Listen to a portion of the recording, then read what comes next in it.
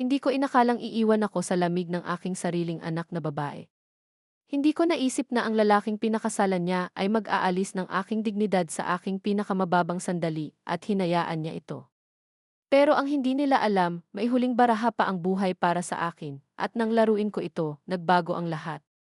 Maghanda ka, dahil ang maririnig mo ay hindi lang isang kwento, ito ay isang paghihiganti. Magkomento sa ibaba kung saan ka nanonood, at huwag kalimutang mag-subscribe sa channel para sa mas maraming kwento tulad nito. Ang pangalan ko ay Margaret. Ako ay 58 taong gulang, at hanggang kamakailan, naniniwala ako sa tinatawag na walang kondisyong pag-ibig, lalo na pagdating sa pamilya. Itinayo ko ang aking buhay sa paligid ng aking asawa at ng aming anak na si Amanda. Bawat pagkain na niluto ko, bawat holiday na pinlano ko, bawat piso na itinabi ko ay para sa kanila. Nang mamatay ang aking asawa dahil sa kanser noong nakaraang taon, pakiramdam ko ay nawala ang sahig sa ilalim ko.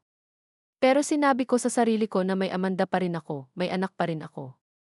Ipinagbili ko ang bahay na itinayo naming mag-asawa mula sa simula sa Cedar Park, Hilaga ng Austin, masyadong maraming alaala, masyadong maraming gabi nagigising ako umaasang maririnig ko ang boses niya mula sa kusina. Inalok ako ni na Amanda at ng asawa niyang si Chad ng lugar na matitirhan pansamantala o kahit si Amanda lang ang nag-alo. Halos hindi tumingin si Chad mula sa kanyang cellphone nang lumipat ako. Sinubukan kong huwag magdulot ng gulo. Nanatili ako sa maliit kong kwarto sa likod. Nagluto ako, naglinis, nag-alok na magpa-errand, sinusubukang maging kapakipakinabang, sinusubukang hindi makagambala. Pero may paraan si Chad para iparamdam sa akin na hindi ako gusto. Ang kanyang mga mata ay laging may galit, parang ako ay isang tinik sa kanyang balat. Nagsimula ito sa maliliit na bagay, umiikot ang mga mata niya kapag nagtanong ako, pinapalitan niya ang isihi kapag kalagitnaan na ako ng panonood. Minsan, narinig ko siyang bumulong, freeloader, habang dumadaan sa akin sa pasilyo. Pinilit kong kumbinsihin ang sarili ko na mali ang narinig ko, pero sa kaibuturan, alam ko na tama ang narinig ko. Si Amanda, wala siyang sinabi. Tumingin ako sa kanya para sa suporta, para sa isang salita, kahit ano, pero lagi niyang binabawasan ito. Stressed siya, sabi niya. Mahirap ang trabaho. Nilunok ko ang kahihiyan at nanahimik. Iyon ang ginagawa ng mga ina, di ba? Pero noong gabing iyon, ang isang gabing iyon, dinurog ako nito. Nasa hapagkainan kami. Gumawa ako ng chicken pot pie, ang paborito niya. Si Amanda ay nag-scroll sa kanyang cellphone, si Chad ay humihigop ng beer tulad ng lagi niyang ginagawa. Mabigat ang katahimikan. Pagkatapos, biglang tumingin si Chad at sinabi, alam mo, baka oras na para itigil natin ang pagpapanggap na pansamantala ito. Hindi kami charity. Natigilan si Amanda. Tinitigan ko siya. Ano ang ibig mong sabihin? Ngumisi siya. Ang ibig ko sabihin hanggang kailan ito magpapatuloy? Hindi ka nagtatrabaho, hindi ka nag-aambag. May mga bayarin kami. Hindi kami nag-sign up para sa karagdagang bibig na pakakainin. Nahinto ang aking paghinga. Pumutok ang puso ko. Lumingon ako kay Amanda, desperado. Si Amanda, hindi niya sinalubong ang aking mga mata. Baka mas mabuti, bulong niya, kung makahanap ka ng mas matatag na lugar. Para sa kapakanan ng lahat. Para sa kapakanan ng lahat. Hindi ako sumigaw. Hindi ako nakipagtalo. Tumayo ako, pumunta sa aking kwarto, inimpake ang aking mga gamit, 2 maleta, iyon lang ang natira sa aking buhay. Hindi rin ako umiyak habang nag-iimpact. Dumating ang mga luha mamaya, nang tumayo ako sa labas ng kanilang gusali, ang hangin ay kumakagat sa aking Amerikana, at napagtanto ko na wala akong mapupuntahan. Hindi ako hinatid ni Amanda. Hindi rin nagpanggap si Chad.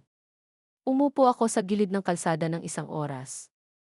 Patay ang baterya ng aking cellphone. Patay rin ang aking puso. Naalala ko na naisip ko, ito ang pakiramdam ng pagiging nabura. Noong gabing iyon, nag-check-in ako sa isang motel, yung tipo na nagbabalat ang wallpaper at kinakain ng vending machine ang iyong barya. Gising ako, nakatitig sa kisame, nagtataka kung paano nagiging malamig ang lahat, nagtataka kung ano ang ginawa ko para maranasan ang ganitong uri ng pag-abandona. Kinabukasan, nagpadala ako ng mensahe kay Amanda, naiintindihan ko. Mahal kita palagi. Walang sagot. Sa susunod na linggo, nagpadala ako ng isa pa, at isa pa, mga kaarawan, maliliit na balita. Katahimikan. Lumipas ang 3 buwan. Ang bawat araw ay parang mas mahaba kaysa sa nauna. Sinubukan kong mag-apply para sa trabaho, kahit ano, pero walang gustong kumuha ng balo na nasa huling bahagi ng 50 na walang kamakailang kasaysayan ng trabaho. Pinag-isipan ko ang paglilinis ng bahay, pag-aalaga ng bata, pero hindi na gumagalaw ang katawan ko tulad ng dati. Ang kalungkutan, ito ay nakakasakal. At mas masahol pa rito ang kahihiyan. Ibinigay ko ang lahat sa batang iyon. Paano niya nagawang talikuran ako ng ganoon kadali? Isang gabi, habang sinusuri ko ang isang kahon ng mga lumang alaala ng pamilya, sinusubukang makaramdam ng malapit sa anumang bagay, natagpuan ko ito, ang lumang diary ng aking ina. Hindi ko ito nabasa sa loob ng maraming taon, baka hindi pa kailanman.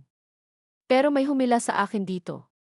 Umupo ako sa gilid ng kama sa motel, binuklat ang mga pahina, at doon ko ito natagpuan, isang pangalan, isang katotohanan, isang lihim na nagpabago ng lahat. Naalala ko ang sandaling iyon ng malinaw. Nanginginig ang aking mga kamay. Pumutok ang aking puso. Dahil bigla, hindi na ako lang ang ina na pinalayas. Ako ay ibang tao na. At sa unang pagkakataon sa loob ng mga buwan, napangiti ako. Kinuha nila ang lahat sa akin, pero wala silang ideya kung ano ang darating. Pagkatapos ng gabing iyon, ang mga araw ay naglaho sa isa't isa tulad ng mga kulay abo na watercolor na tumutulo sa basang canvas. Ang kwarto sa motel ay amoy luma at malayong sigarilyo. Ang ugong ng vending machine sa labas ng aking pinto ay naging isang lulabi ng pagkatalo. Nanahimik ako. Hindi ako umiyak gabi-gabi, pero kapag umiyak ako, ito ay tahimik, yung uri ng pag-iyak na nanginginig ang buong katawan mo pero pinipigilan mo dahil walang darating para aliwin ka. Nag-text ulit ako kay Amanda noong ika-4 na araw, isang simpleng mensahe, okay lang ako. Gusto ko lang malaman kung kamusta ka. Walang sagot. Sinubukan ko ulit pagkatapos ng 2 linggo, isang heart emoji lang. Wala. Sinabi ko sa sarili ko na abala siya, na babalikan niya ako, na si Chad ang gumugulo sa lahat. Pero habang lumilipas ang mga linggo, ang pag-asang iyon ay nagsimulang mabulok sa loob ko. Naubos na ang aking pera. Sinubukan kong makahanap ng part-time na trabaho, mga grocery store, front desk, kahit isang dinner sa tabi ng highway. Pero masyado raw akong kwalipikado o hindi bagay na isang magalang na paraan lang ng pagsasabi na masyado akong matanda at pagod. Isang gabi, umupo ako sa sahig ng kwartong iyon, hinintay ang tanging kahon na dinala ko na hindi damit. Isang maalikabok na kahon ng alaala mula sa bahay, ilang lumang larawan, ilang sulat, at nakatago sa pinakailalim, isang maliit na aklat na balat, ang diary ng aking ina. Nagulat ako. Hindi ko naalala na inimpek ko ito. Halos ibinalik ko na, pero may humintong sa akin ang pakiramdam ng balat sa aking mga kamay. Sinindihan ko ang lumang lampara sa gilid ng mesa at binuksan ang unang pahina. Ang sulat kamay niya ay hindi nagbago mula sa mga tala na isinisiksik niya sa aking lunchbox noong bata pa ako. Malulok, maayos, palaging may tinta. Sa una, mga ordinaryong bagay, panahon, simbahan, reklamo tungkol sa presyo ng groceries. Pero pagkatapos, narating ko ang entry na may petsang Hunyo. Dumating siya ulit ngayon, sinabi niyang sana iba ang mga bagay, na sana ako ang maging asawa niya, pero may pamilya siya, negosyo, pangalang dapat protektahan. Hindi kailanman malalaman ni Margaret. Hindi niya dapat malaman. Sana balang araw maunawaan niya kung gaano ko siya minahal, kahit na isinilang siya mula sa pagkakamali at pagnanasa. Binasa ko ito ng 2 beses at muli. Hindi niya dapat malaman. Naputol ang aking paghinga. Naglipat ako ng pahina, entry pagkatapos ng entry, mga pahiwatig, alaala, pagkikita sa mga hotel, maliliit na bayad sa cash na tinanggihan niya pero lubhang kailangan. Hindi niya kailanman binanggit ang buong pangalan, mga inisyal lang, Lilit. Pero pagkatapos, isa pang entry, Pebrero, sinabi niya na gumawa siya ng mga kaayusan, na kung may mangyari sa kanya, titiyakin niyang may makukuha si Margaret, isang bahagi ng kanyang itinayo. Hindi ito magiging opisyal, syempre. Masyadong delikado. Pero nangako siya ng isang trust, isang sulat. Sinabi niya na alam ng kanyang abogado, si Eli Goldstein. Ang pangalang iyon, parang suntok sa sikmura ang epekto sa akin. Goldstein. Nakita ko na ito noon. Kinuha ko ng 2 araw at ilang online na paghahanap mula sa computer ng motel, pero natagpuan ko siya. Leonard Goldstein, retiradong abogado ng estate, nakalista pa rin sa isang pribadong firm sa Dallas. Hindi ako tumawag, hindi ko kaya. Nanginginig ang mga kamay ko. Sa halip, nagpadala ako ng sulat, isang tunay na sulat kamay, ipinaliwanag kung sino ako, kung sino ang aking ina, at humiling, nakikiusap, para sa isang pag-uusap. Pagkatapos ng 2 linggo, nakatanggap ako ng tawag. Naalala ko ang paraan ng pagkabasag ng kanyang boses nang banggitin ko ang pangalan ng aking ina. Kilala niya ito, hindi lang sa profesional, kundi personal. Lagi akong nagtaka kung makikipag-ugnayan ka balang araw, sabi niya. May kailangan kang makita. Sumakay ako ng Greyhound patungong Dallas kinabukasan, kalahating puno ang maleta ko, para lang kung sakaling manloloko siya. Pero nang pumasok ako sa tahimik na opisina, puno ng mga lumang libro at mas lumang katahimikan, alam ko na totoo ito. Binigyan niya ako ng isang selyadong sobre, dilaw na, marupok. Mula kay Harold James Sterling, ang nagtatag ng Sterling Energy, isa sa pinakamalaking kumpanya ng langis sa Central Texas, isang lalaki na nakita ko sa mga clipping ng dyaryo sa buong buhay ko, isang lalaki na may pamilya, reputasyon, pamana. Ang sulat ay may address sa aking anak na babae, Margaret Louise. Hindi ko nabasa ang buong sulat ng isang beses. Umiyak ako bago ang 2 talata. Inamin niya ang lahat, ang relasyon, ang pagsisisi, ang tahimik na pag-ibig, at pagkatapos ang pangako.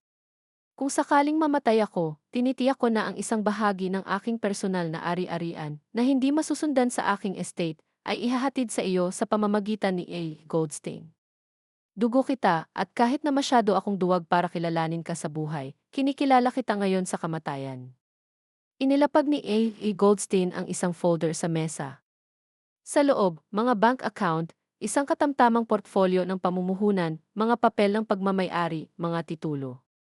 Ang kabuang halaga, mahigit $1,000,000. Tinitigan ko ang mga papel, pagkatapos ay siya.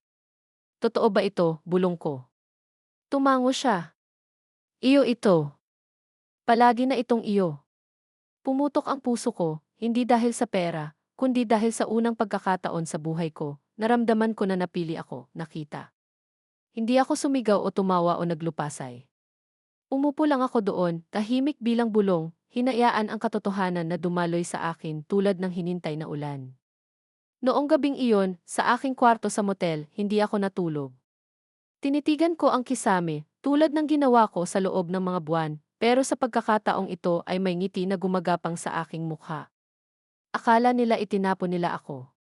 Akala nila tapos na ako. Pero wala silang ideya. Hindi ako nawasak, nagsisimula pa lang ako. Hindi ako kaagad bumalik sa Austin. May nagbago sa loob ko ng permanente. Hindi na ako si Margaret lang, ang nakalimutang ina. Ako na ngayon ay iba, isang taong niloko sa buong buhay ko, at sa wakas ay nakita ang katotohanan. Sa unang pagkakataon sa loob ng mga buwan, baka mga taon, hindi ako nalulunod sa kahihiyan. Huminga ako ng kaliwanagan. Nanatili ako sa Dallas ng ilang araw pa, naglalakad lang sa mga kapitbahayan, humihigop ng kape sa katahimikan, pinapanood ang mga tao na namumuhay, mga taong hindi itinapon tulad ko. At sa unang pagkakataon, hindi ko sila kinainggitan. Pinag-aralan ko sila. Nagtaka ako kung sino sa kanila ang may mga ngiti na nagtatago ng sakit, kung sino ang niloko, kung sino ang gumapang pabalik mula sa pagiging hindi nakikita. Hindi lang ang mana ang ibinigay sa akin ni Leonard Goldstein, binigyan niya ako ng oras, oras para maunawaan kung ano ang hawak ko ngayon sa aking mga kamay. Hindi lang ito yaman, ito ay kapangyarihan. At wala akong ideya kung ano ang gagawin dito. Pero ang kalungkutan ay may paraan para maging gasolina kapag sapat na ang naranasan mong kahihiyan. Nang bumalik ako sa Austin, hindi ako bumalik sa motel. Nag-book ako ng isang short-term rental sa downtown, malapit sa South Congress, malinis, moderno, tahimik, ang uri ng lugar na hindi maisip ni na Amanda at Chad na kaya kong bayaran. Nagsimula akong magbihis ng iba, mas maayos, mas sinadya, hindi masyadong magarbo, pero hindi rin nakikita sa bagong paraan, yung uri ng hindi nakikita na nagpapapasok sa iyo sa mga pinto. Nagsimula akong manood ng mga video sa YouTube tungkol sa pamumuhunan, real estate, kontrata. Natutunan ko ang wika ng negosyo, hindi dahil gusto kong magtayo ng imperyo, kundi dahil gusto kong protektahan ang sarili ko. Hindi na ako muling magiging walang kapangyarihan. Doon ko ito natagpuan. Nakabaon ang listing sa isang real estate auction site, isang unit apartment building sa East Austin, medyo sira-sira pero matibay ang istruktura. Ang lokasyon, ang eksaktong complex kung saan nakatira sina Amanda at Chad. Nakaupo ako doon, nakatitig sa screen, tumitibok ang puso.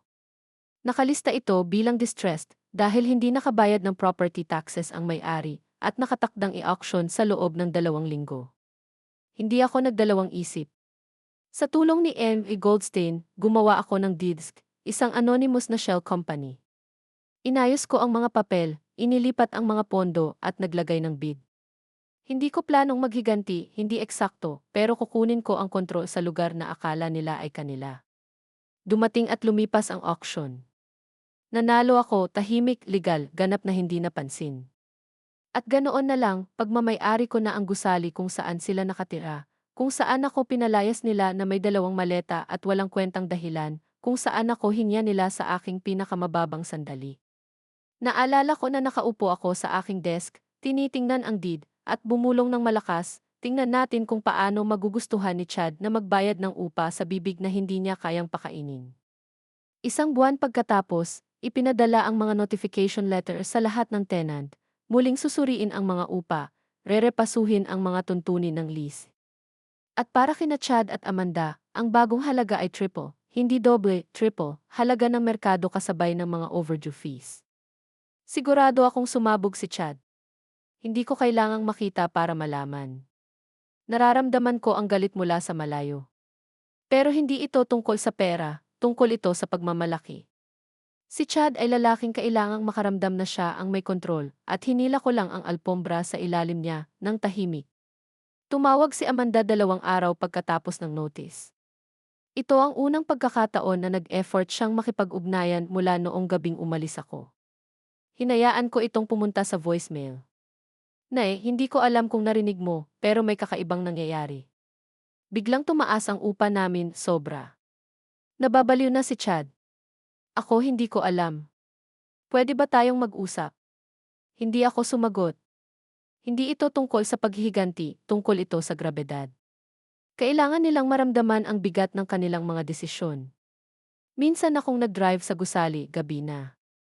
Naka-on ang mga ilaw nila. Nakita ko ang mga anino na gumagalaw sa likod ng mga kortina, si Amanda na naglalakad-lakad, si Chad na sumisigaw, hindi maikakaila ang kanyang silweta. Pinanood ko sila ng 1 minuto pagkatapos ay umalis. Bahagi ko ay naramdamang walang laman, bahagi ko ay naramdamang napatunayan, at bahagi ko pa rin ay masakit na masakit.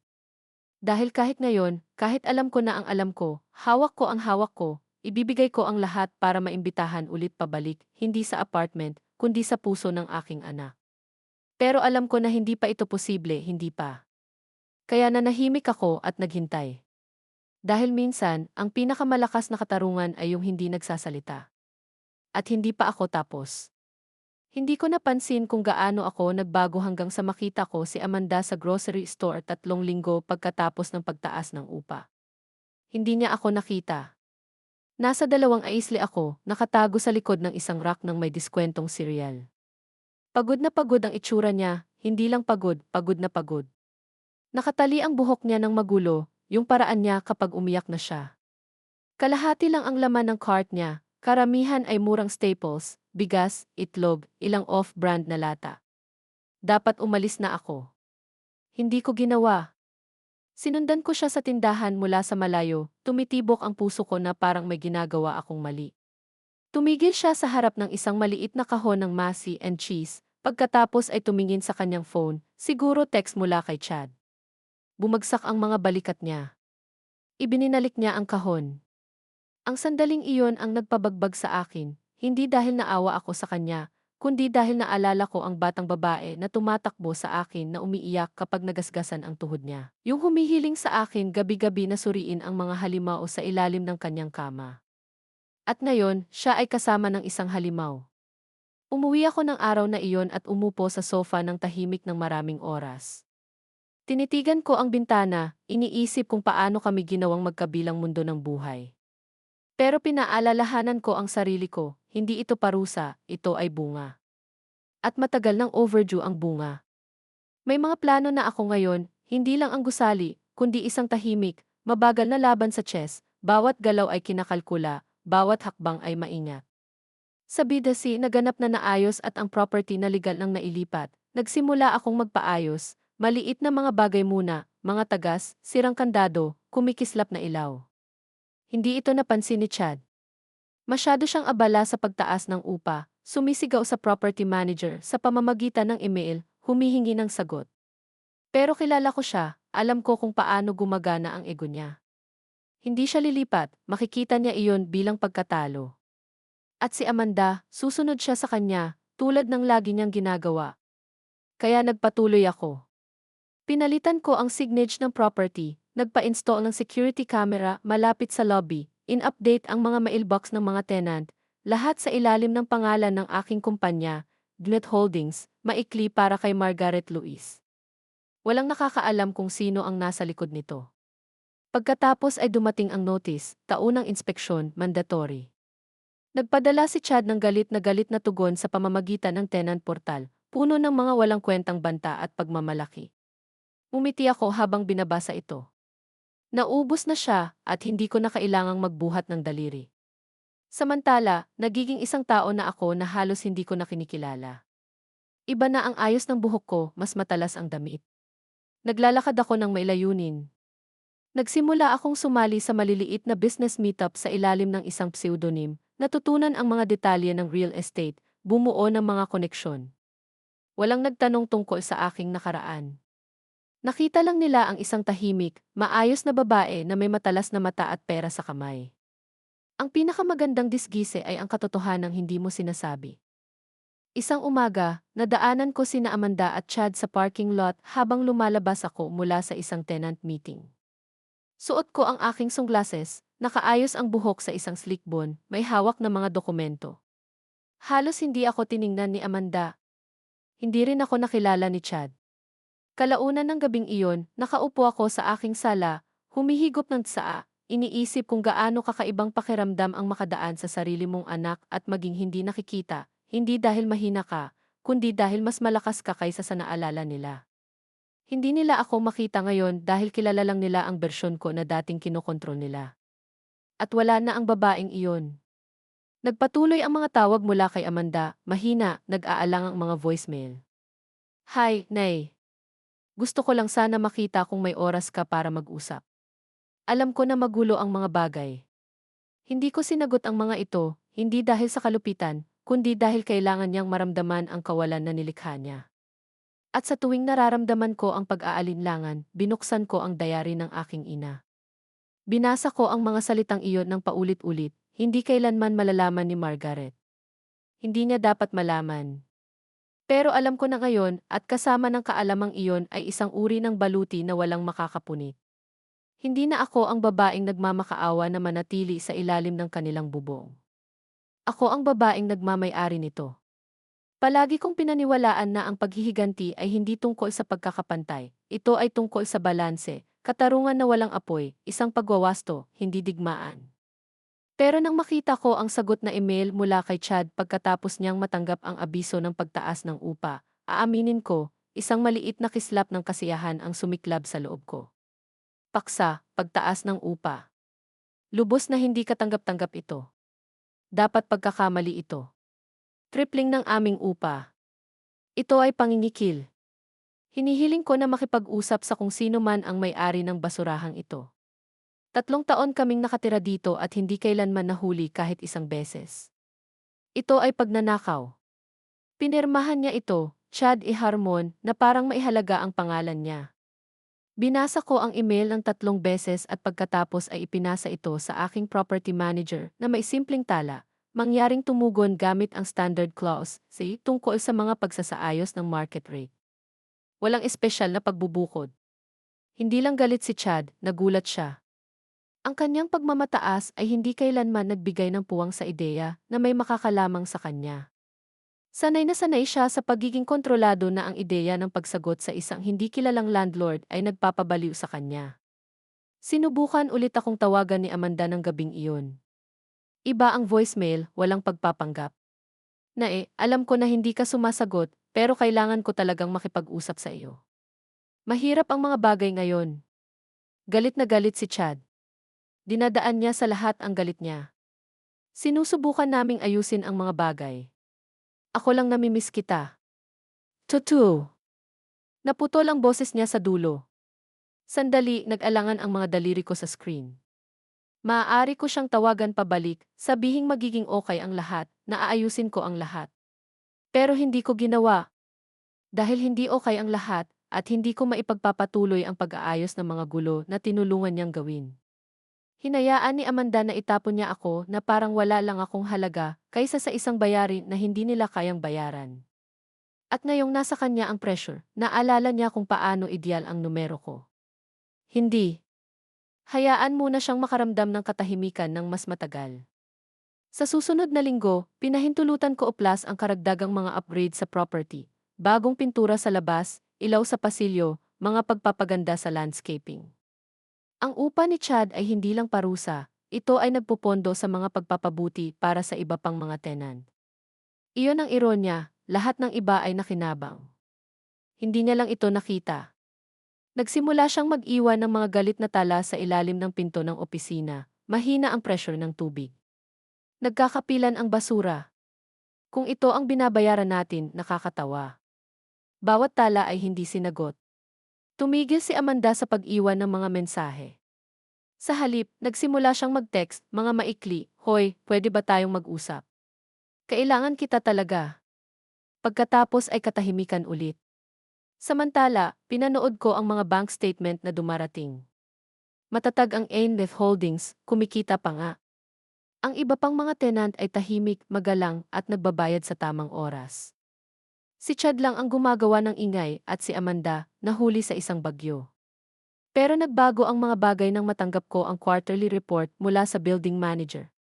Nakalakip ang mga larawan ng unit ni na Chad at Amanda, may amag ang banyo, basag ang mga tiles sa kusina, nagkakapilan ang mga mail sa sahig. Pinuputol nila ang mga sulok, namumuhay ng payak. Dapat ay naawa ako. Sa halip, naramdaman ko ang kaliwanagan. Hindi lang ito tungkol sa upa, tungkol ito sa kapangyarihan. At mabilis itong nawawala kay Chad. Sabi-sabi sa gusali, nagsimula siyang magdagdag ng oras sa trabaho. Nakita si Amanda na umiiyak sa likod na hagdan isang hapon ng isa pang tenant. Naubos sila mula sa loob at hindi ko kailangang magsalita kahit isang salita. Iyon ang bahaging paulit-ulit kong binabalikan. Sa napakatagal na panahon, ako ang humihingi na marinig, humihingi kay Amanda na makita kung ano si Chad, na makita kung ano ang kanyang hinintay sa pagtayo sa tabi niya. Ngayon, sila ang nalulunod sa sarili nilang katahimikan at pinapanood ko mula sa itaas, literal. Ang aking bagong apartment ay tanaw ang kanilang courtyard. Ibang gusali, mas mataas na palapag, mas ligtas na kapitbahayan, isang tanawin na hindi nila kayang bayaran. Hindi ko sila pinanood palagi, sapat lang para maalaala na hindi ako baliw, na hindi ko inisip ang pagtataksil, na ang ginawa nila sa akin ay karapat-dapat ng mga bunga. At gayon paman, sa kabila ng lahat ng iyon, may mga gabi pa rin na natagpuan ko ang sarili ko na nakaupo sa bintana, hawak ang aking phone, nakatitig sa huling mensahe ni Amanda, "Kailangan kita talaga." Ang babae sa loob ko, ang ina, ay nasasaktan. Pero ang babaeng naging ako, alam niya na ito pa lang ang simula. Palagi kong naisip na ang heartbreak ay dumarating sa mga malalakas na sandali, mga pinto na isinasara ng malakas, mga salitang isinisigaw, mga pampublikong eksena. Pero ang tunay na heartbreak, ito ay tahimik. Dumarating ito sa anyo ng voicemail na hindi mo sinasagot, mensaheng hindi binabasa, ang katahimikan sa pagitan ninyo. At isang taong dating tinawag kang mommy. Tumigil ang mga tawag mula kay Amanda. Bumagal ang mga text, pero ang pinsala sa kanyang panig ay parang lalo pang lumala. Mula sa nalaman ko sa pamamagitan ng building staff, ang tensyon sa kanilang apartment ay naging bukas na puot. Si Chad ay nagsisisigaw sa lahat, tumatanggi sa mga kahilingan sa pagpapanatili at humihingi ng hindi kinakailangang inspeksyon, naghahanap ng sisihin. Si Amanda, sabi nila, mukhang hindi natulog sa mga araw. Hindi ako nagdiwang. Hindi ako nagbunyi. Hindi ito tungkol sa panonood sa kanilang pagdurusa. Ito ay tungkol sa isang bagay na mas masakit, ang panonood sa anak na pinalaki ko na kusang manatili sa isang kulungan at tawagin itong pag-ibig. Isang hapon, nagpadala ang aking property manager ng ulat pagkatapos ng isang reklamo tungkol sa ingay. Narinig ng kapitbahay sa ibaba ang isang mainit na pagtatalo, sumisigaw ng isang bagay tungkol sa pagkawala ng kontrol at ikasalanan mo ito. Lumabas si Chad at hindi bumalik hanggang kinabukasan.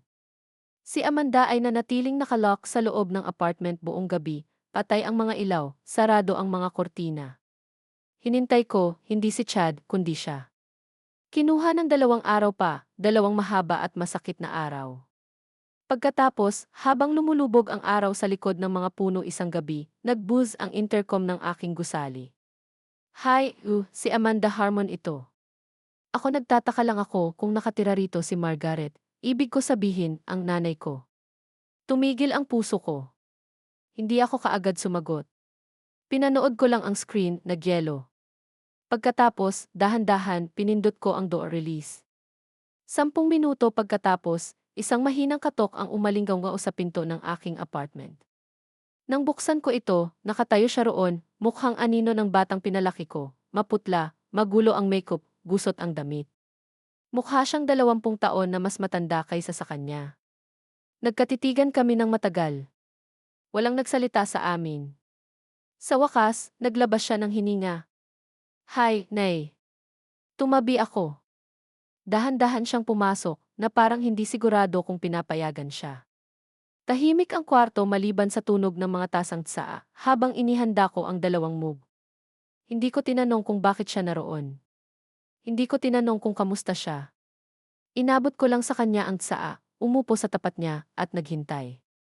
Hindi ko alam kung saan magsisimula, sabi niya, halos bulong ang boses. Wala akong sinabi. Tumingin siya sa baba. Si Chad hindi siya madali. Galit siya palagi, sinisisi ang upa, sinisisi ako, sinisisi pati ang aso sa tabi, para sa Diyos na lang. Nanatili akong tahimik. Akala ko tama ang ginagawa ko noon nang hilingin naming umalis ka. Hilingin na parang may pagpipilian ako. Gusto ko lang panatilihin ang kapayapaan. Ayaw ko ng dagdag na gulo. Sinabi ni Chaddy. Tumigil siya. Sinabi niya na hindi ka aalis maliban kung itulak ka namin at ako. Diyos ko, kinamumuhian ko ang sarili ko sa pagsang-ayon. Humigop ako ng tsaa. Miss na kita, bulong niya, pero hindi ko alam kung paano ito aayusin. Pinag-aralan ko ang kanyang mukha, bawat linya, bawat pagkilos. Hinintay niya ang kapatawaran pero natatakot na hingin ito. Kaya binigyan ko siya ng tanging bagay na kaya ko, katahimikan.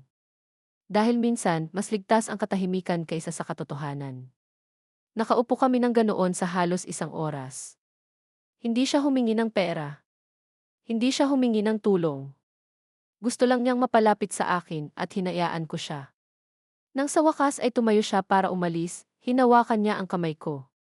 Pasensya na, sabi niya sa lahat. Hindi ko ito sinabi pabalik. Hinawakan ko lang ang kamay niya ng mas matagal kaysa sa inaasahan niya. Siya ang unang bumitiw at pagkatapos, habang nagbabasa ang mga luha sa kanyang mga mata, lumabas siya sa pinto.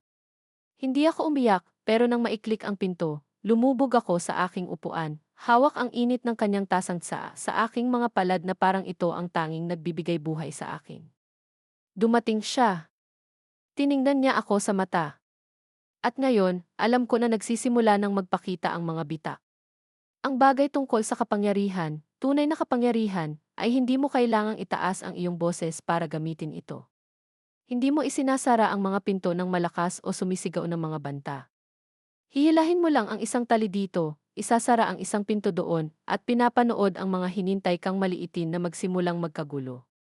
At si Chad, nagkakagulo na siya. Pagkatapos ng pagbisita ni Amanda, lalong dumilim ang mga bagay sa apartment na iyon. Hindi ko kailangan ng kamera para malaman ito. Mararamdaman mo ang isang bahay na nauubos kung makinig ka ng maigi.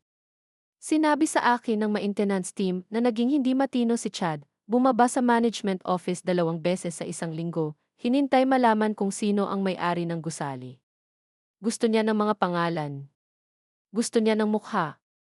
Gusto niya ng may sisihin. Ang katotohanang wala siyang nakuha, iyon ang nagpapabaliw sa kanya. Nagsimula siyang maghukay. Alam ko na gagawin niya iyon. Si Chad ay hindi ang tipo na tatanggap ng pagkatalo ng tahimik. Nakita ko ang paraan ng pagsuri niya sa cellphone ni Amanda kapag masyadong matagal siya sa tindahan, ang paraan ng pag-check niya sa mga resibo, ang pagkomento kung gaano katagal siya magpaeran. Ang pagiging possessive ay hindi sapat na salita para rito. Kaya nang simulan niyang hanapin ang pangalan sa likod ng 8 Holdings, handa na ako. Sinimulan niya sa paghahanap sa DIV, karaniwan.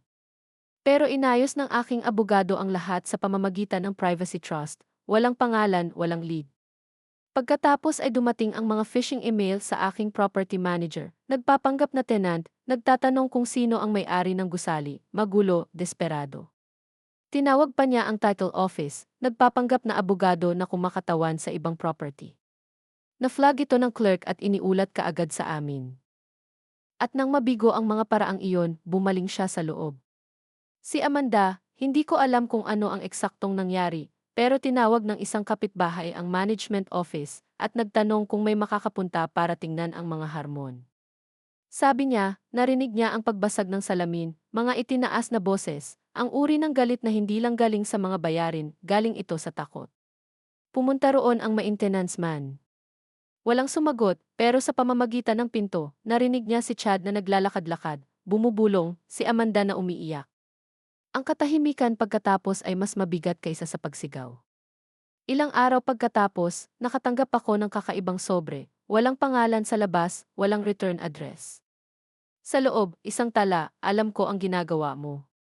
Akala mo matalino ka, pero hindi mo ako natatakot.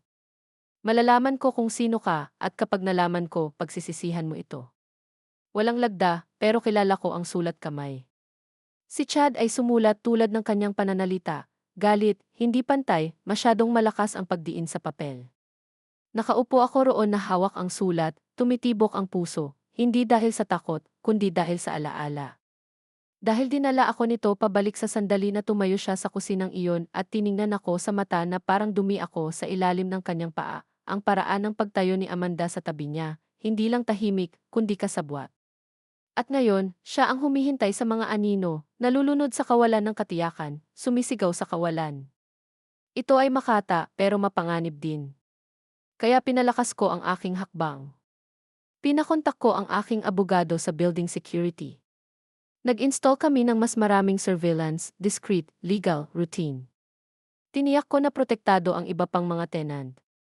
Hindi babagsak ang gusali dahil hindi kaya ng isang lalaki ang bigat ng kanyang sariling kalupitan. At si Amanda, hindi na siya tumawag ulit. Pero narinig ko mula sa building manager na naglalakad na siya patungo sa trabaho. Naibenta na ang kanilang kotse. Ang kanilang mga utilities ay pinuputol, patay ang mga ilaw pagkatapos ng 8:00 ng gabi, walang init sa ilang gabi. Ang mga bitak ay hindi lang sa kanilang relasyon, nasa kanilang kaligtasan na rin. At gayunpaman, sa kabila ng lahat, pinanatili ko ang aking distansya. Dahil hindi ito tungkol sa paghihiganti, ito ay tungkol sa resolusyon. Hinintay ang mundong ni Chad na lumiit hanggang sa maunawaan niya kung gaano siya kaliit at hinintay si Amanda na magdesisyon, mananatili ba siya sa kulungan o hahanapin ang susi na inilagay ko mismo sa harap niya.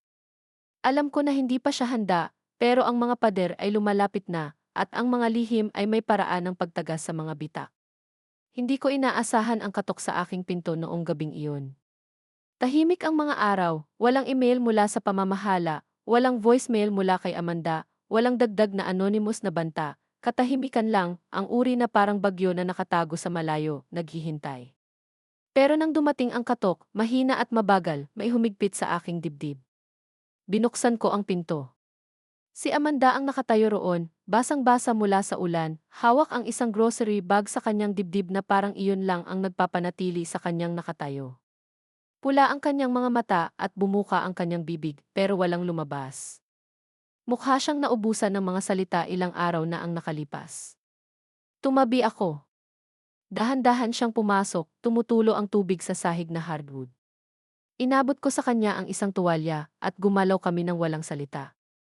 Pinainit ko ang kettle, nagbuhos ng 2 mug ng chamomile tea. Umupo siya sa gilid ng sofa, na parang ayaw niyang magtagal, na parang hindi niya nararapat. At baka hindi nga. Tinitigan niya ang kanyang tasa, walang laman ang mga mata. Hindi siya ang hinintay ko na siya, sabi niya sa wakas. Nanahimik ako. Ibig ko sabihin, alam ko.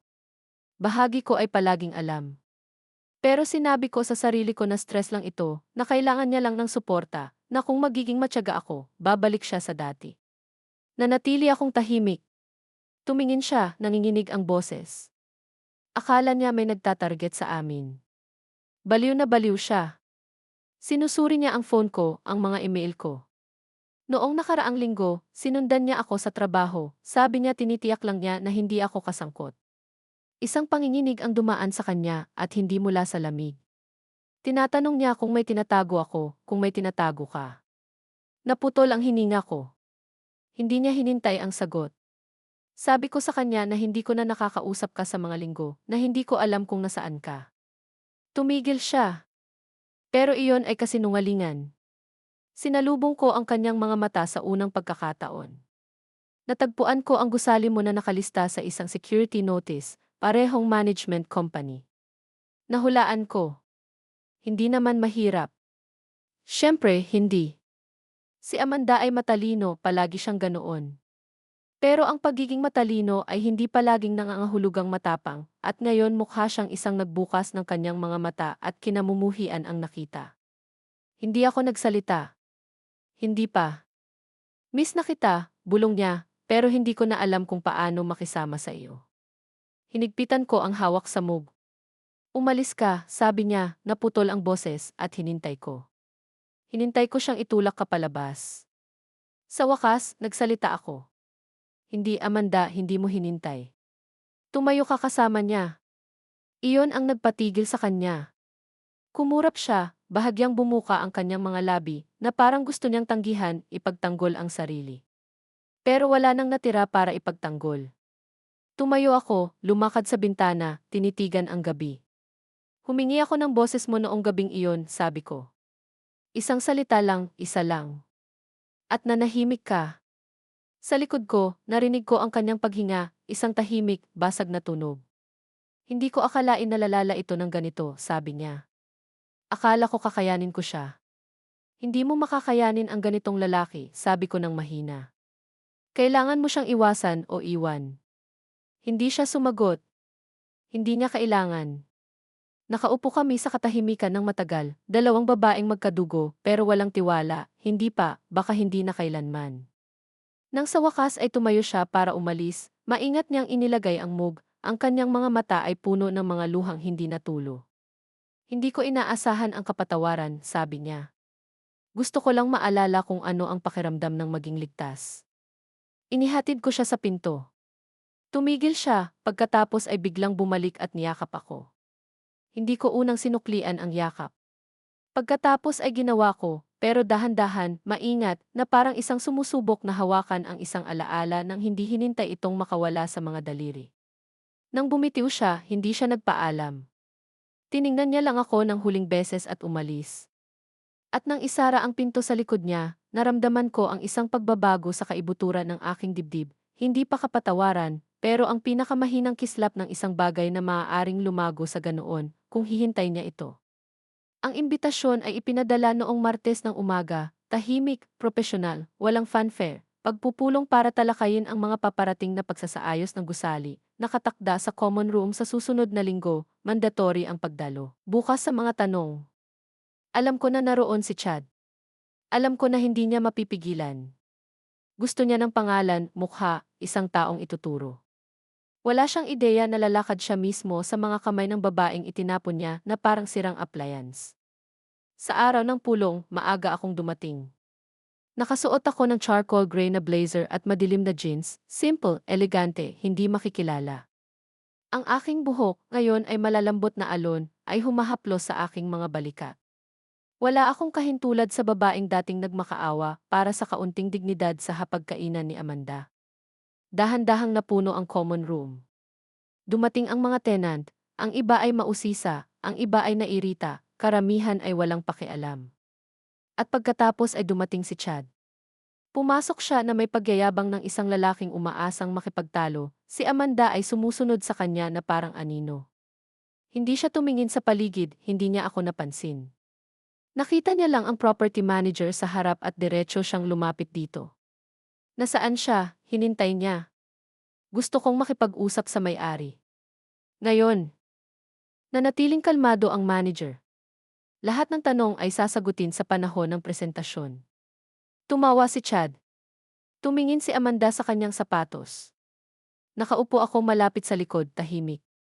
Nagsimula ang presentasyon, mga routine na anunsyo, upgrade, timeline, ang bagong sistema ng seguridad, ang na-update na landscaping, ang pinabuting insulasyon. Mga praktikal na pagbabago, matalinong desisyon, lahat ay pinondohan ng mismong upa na mapait na ipiprotesta ni Chad. Pagkatapos ay tumigil ang manager. Gusto naming pasalamatan ang AT Holdings para sa kanilang pangako sa pagpapabuti ng property at pagbibigay prioridad sa kaginhawahan ng mga tenant. Narito ang may-ari ngayon kung may mga tanong kayo. Tumayo ako. Lumingon ang buong kwarto. Dahan-dahan akong naglakad patungo sa harap, kalmado, matatag, bawat hakbang ay isang tahimik na tambol sa aking dibdib. Ang mukha ni Chad ay naguguluhan pagkatapos ay hindi makapaniwala. Bumuka ang bibig ni Amanda sa pagkabigla. Humarap ako sa kwarto. Magandang gabi, sabi ko. Ang pangalan ko ay Margaret. Ako ang may-ari ng gusaling ito. Parang narinig mo ang paghulog ng karayom. Mabilis na tumayo si Chad na ang upuan niya ay nakalmot sa sahig. Ikaw? Ito ba ay biro? Anong klaseng laro ito? Tiningnan ko siya, talagang tiningnan, at nakita ko ang mga bitak na sinubukan niyang itago, ang pawis sa likod ng kanyang kwelyo, ang pamamaga sa ilalim ng kanyang mga mata, ang gulat. Walang laro, sabi ko ng mahina. Negosyo lang. Humakbang siya pasulong. Inayos mo ito. Ikaw ang nasa likod ng lahat ng ito. Itinaas mo ang aming upa.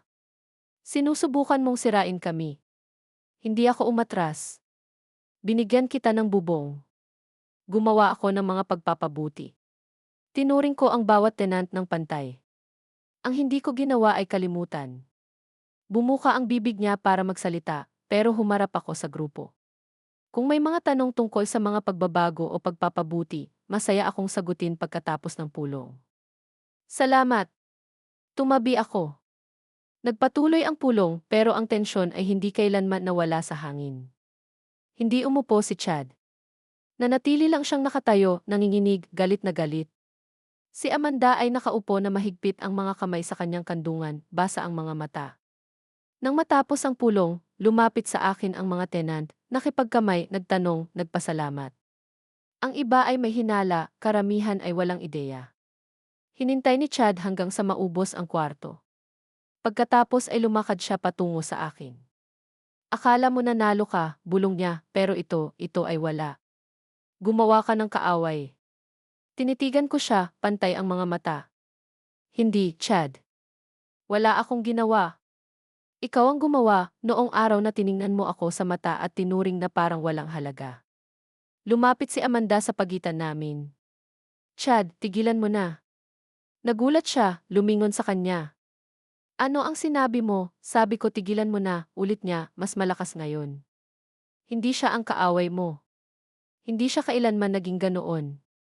Ikaw ang kaaway. Tiningnan niya siya na parang sinaktan siya, at sa isang paraan, sinaktan nga siya. Lumingon si Amanda sa akin, nanginginig ang boses. Hindi ko alam, sabi niya. Sumpa, tungkol sa gusali, sa pera, sa kahit ano nito. Tumango ako. Alam ko. Bakit hindi mo sinabi sa akin? Dahil kailangan mong makita ito, hindi lang marinig. Kumurap siya, napigilan ang mga luha. Tumawa si Chad, umatras. Kayong dalawa ay bagay na bagay sa isa't isa. Hindi, sabi ko ng mahina. Mas nararapat siyang makatagpo ng mas maayos. Pagkatapos ay tumalikod ako at umalis. At sa unang pagkakataon mula sa kakilakilabot na gabing iyon sa kanilang kusina, naramdaman ko ang isang bagay na nagbago sa loob ko, hindi paghihiganti, hindi kasiyahan, kundi kapangyarihan, tahimik, matatag at ganap na akin. Si Amanda ay muling nagpakita sa aking pinto pagkatapos ng 4 na araw. Sa pagkakataong ito ay maihawak na isang bagay na nagpanginig sa aking mga tuhod nang makita ko ito, isang libro, kupas na balat, napunit ang sulok. Halos hindi na magkasama ang gulugod, ang diary ng aking ina. Binuksan ko ang pinto ng walang salita. Pumasok siya, malaki ang mga mata, nanginginig ang hininga. Natagpuan ko ito sa aking aparador, sabi niya. Noong huling bumisita ako sa iyo, siguro iniwan mo ito. Inilagay niya ito sa coffee table na parang banal ito. At para sa akin, ito nga. Binasa ko ito. Tumigil ang puso ko. Hindi ko sinadyang makialam, madali niyang sabi, pero nakilala ko ang sulat kamay niya. Ako lang naghahanap ako ng isang bagay na may katuturan. Bumagsak ang katahimikan sa pagitan namin na parang kurtina, mabigat, tahimik.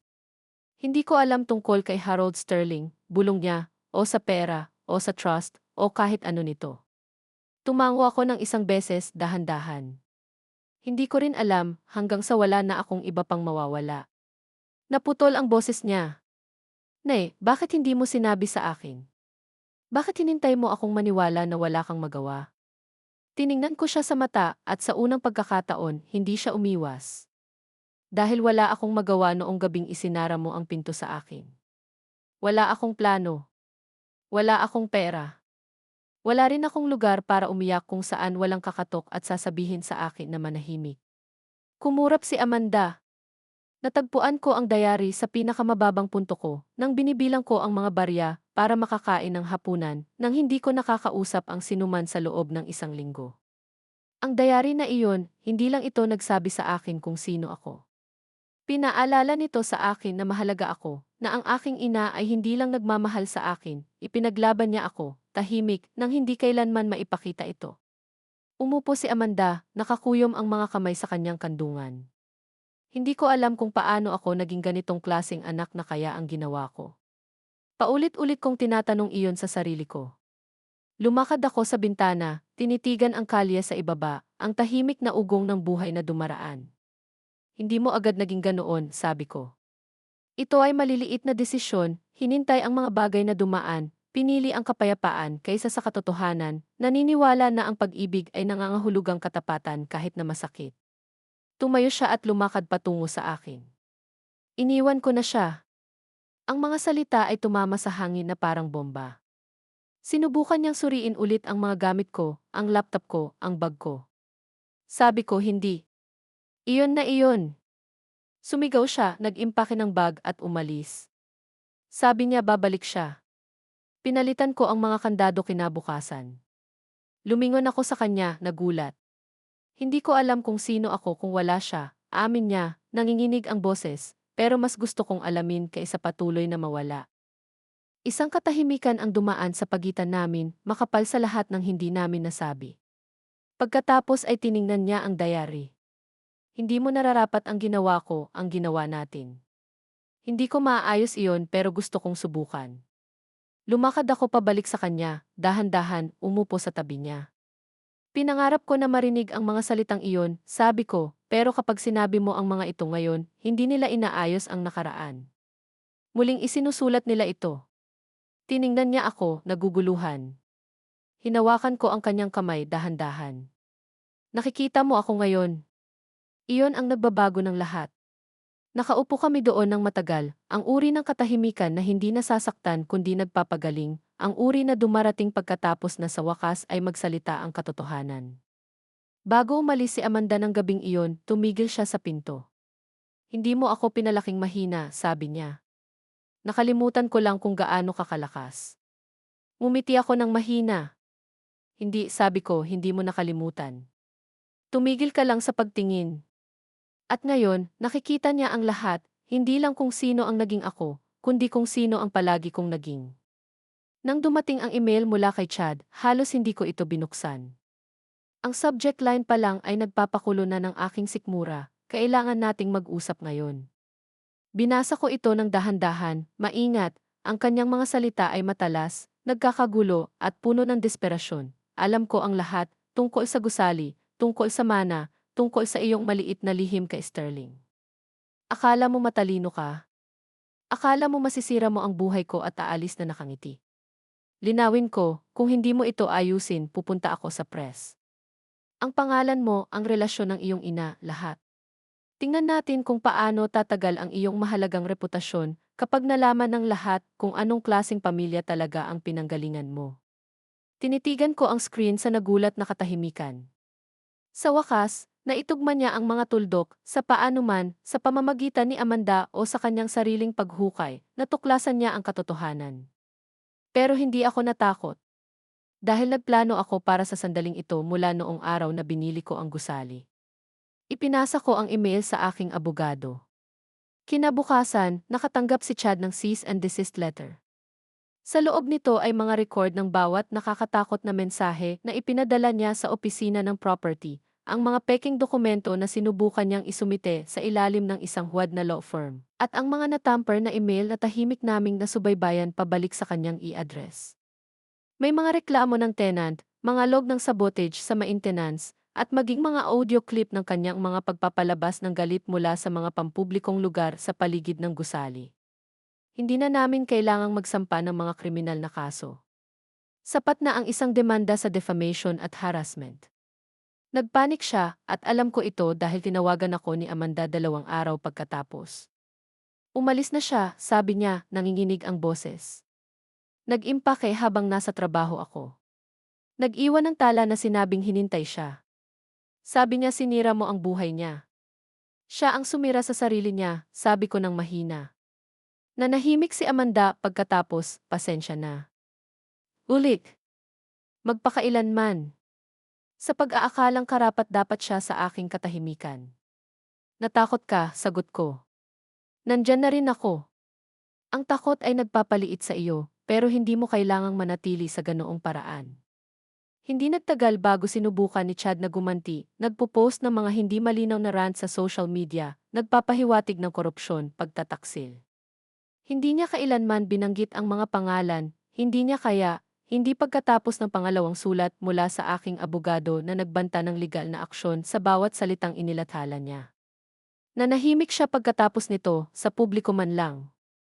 Sa pribado, alam ko na hindi niya makakalimutan ang araw na napagtanto niya na ang babaeng pinalayas niya na may 2 maleta at pagod na mukha ay ngayon ang nagmamay-ari ng bubong sa ibabaw ng kanyang ulo. Ang lihis sa ilalim ng kanyang pangalan at ang mga susi sa bawat nakalock na pinto na dating isinara niya sa akin.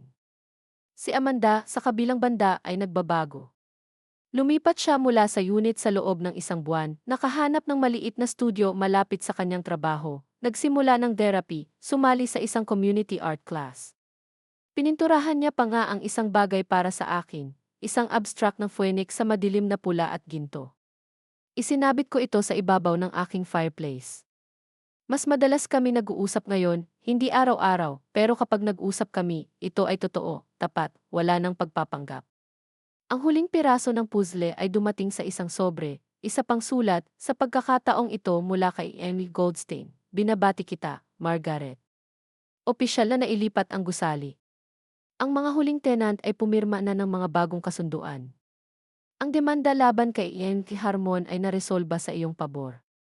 Malaya ka na ngayong magbenta, maghawak, o mag-restructure ayon sa gusto mo. Maingat kong itiniklop ang sulat, hinawakan ito sa aking dibdib. Hindi ito tungkol lang sa pera o property o paghihiganti. Ito ay tungkol sa katotohanan, sa pagbabalik ng aking pangalan, aking kwento, aking lakas. Kinabukasan, tinawagan ko ang isang realtor. Handa na akong isara ang huling kabanata at buksan ang pinto sa isang buhay na hindi ko na kailangang isurvive. Sa wakas ay maaari ko na itong mabuhay sa aking mga termino. Ipinagbili ko ang gusali noong huling bahagi ng tagsibol. Ang panghuling mga papel ay nilagdaan sa isang maliwanag, walang ulap na martes, walang fanfare, walang seremonya, isang tahimik na pag-click ng panulat, isang matatag na pakikipagkamay, at ang bigat ng 3 taon ng kalungkutan, pagtataksil. At katahimikan ay sa wakas ay natanggal sa aking mga balikat. Ang pera ay na-wire sa aking account kinabukasan, pero hindi ako nagdiwang. Sa halip, nagsulat ako ng isang tseke, isang malaking tseke.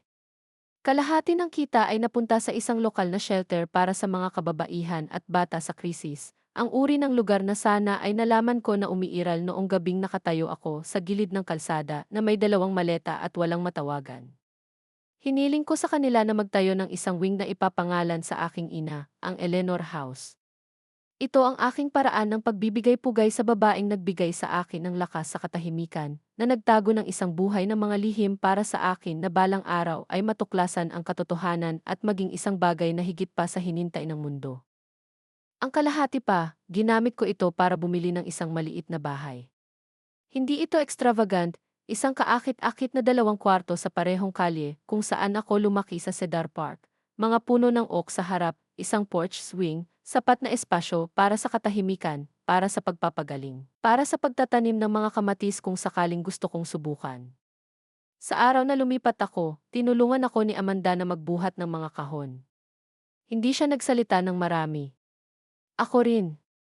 Pero pagkatapos naming matapos ang pag-aayos, umupo siya sa tabi ko sa porch swing, nakatiklop ang mga binti, ang mga mata ay sinusuri ang kalye na parang sinusubukang makilala ang batang babae na dating siya.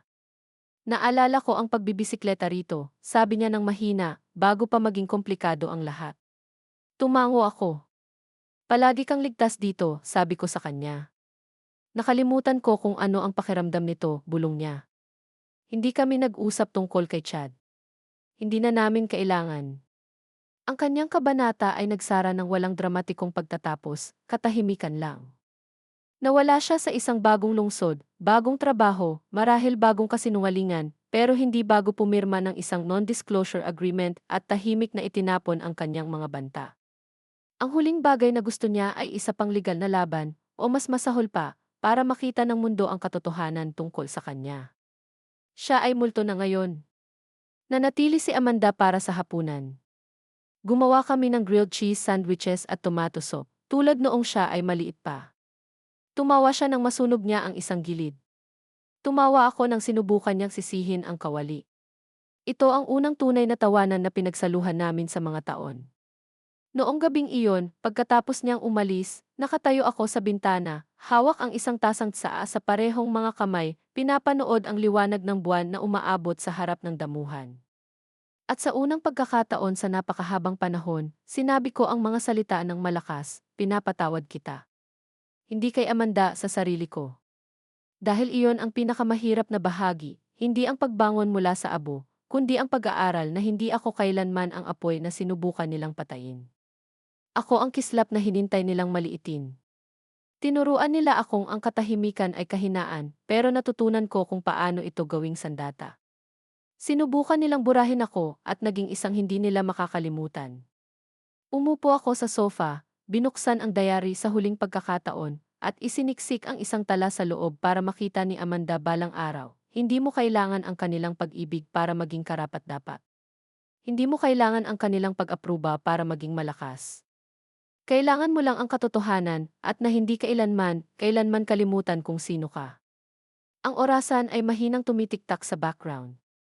Lumamig ang aking tsaa sa aking mga kamay, pero ang aking puso, sa wakas ay mainit na ito. Hindi ko kailangang sumigaw. Hindi ko kailangang manalo. Kailangan ko lang maging kung sino ako palagi.